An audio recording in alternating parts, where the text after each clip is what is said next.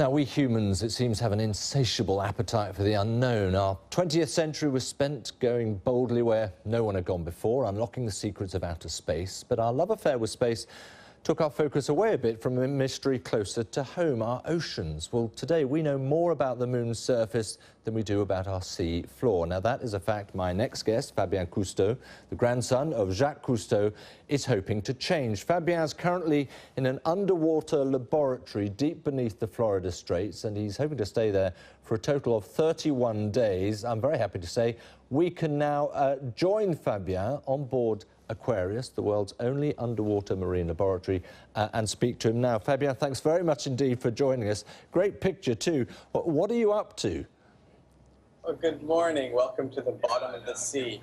Well, our divers are out and doing their scientific experiments. I'm here speaking with you for the first time ever on a Cousteau expedition live from the bottom of the sea. And some of our other intrepid aquanauts are working their daily routines within this marine laboratory. Can you give us a bit of a tour? Absolutely, absolutely. We are in the galley here, which is our main area. So you can see, for example, that's where I was sitting. That's our eating, living, dining quarters. Our luxurious galley where we cook. We of course, cannot have open flames down here, considering it is a 2.5, almost 3 atmosphere environment. So no open flames. Therefore, hot water and the microwave are the only way we could cook. And we can cook these luxurious prepackaged meals. Nice, like this. Those are nice freeze-dried meals that we get to eat every day. Occasionally we get some deliveries.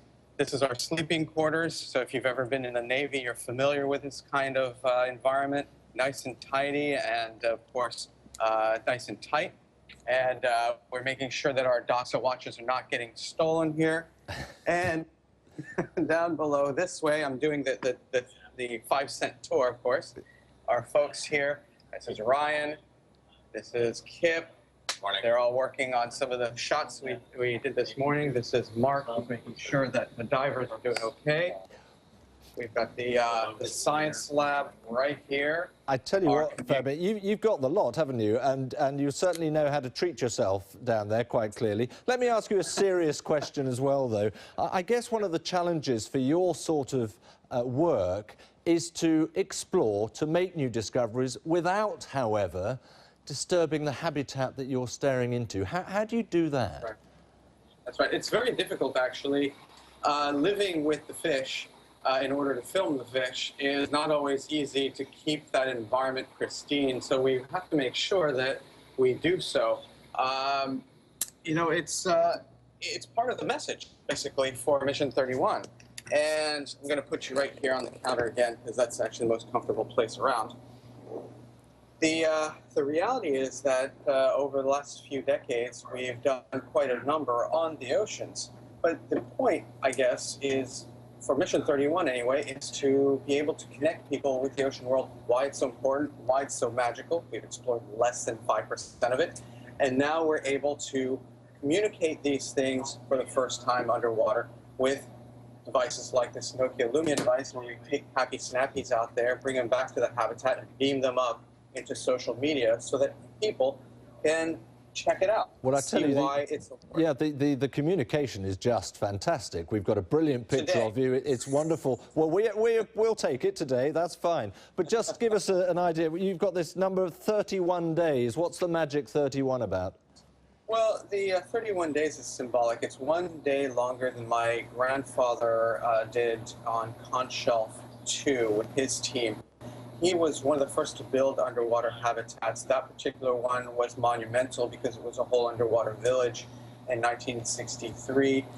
They spent 30 days underwater in the Red Sea to do scientific experiments outside, to do human physiological experiments. And of course, aquanauts since then have done the same, so that we're allowed to do this and follow in their footsteps. So the 1 day symbolically, of course, is longer than he did, but it's really more about honoring those who came before us, right, and of course those who will come after. Fabien, briefly, what have you seen out of your window there? Well, as you can see, we're getting a parade of sergeant majors. We've got some grouper, including a couple of Goliath groupers. Very, very rare grouper in the world. They're actually under the habitat right now. We've got some barracuda, tarpon, and we just saw a squadron of spotted eagle rays earlier this morning. It's the magical hour. Oh, as a matter of fact, you are lucky. I just said that, and one of them's coming back. I don't know if you can see that, but there they are. Can you see that in the background? I'm not sure. I'm trying Way to. off in the distance. She's doing a kind of a Spanish dance. We can see, we can make something out there. Well, unfortunately, the Just gone off there, yeah. camera. Oh, well, I tell you what, it's a terrific picture nonetheless, I should say, even if it is only today. Fabien, thank you so much for showing us around, and very good to speak to you. Fabien Cousteau. Thank you.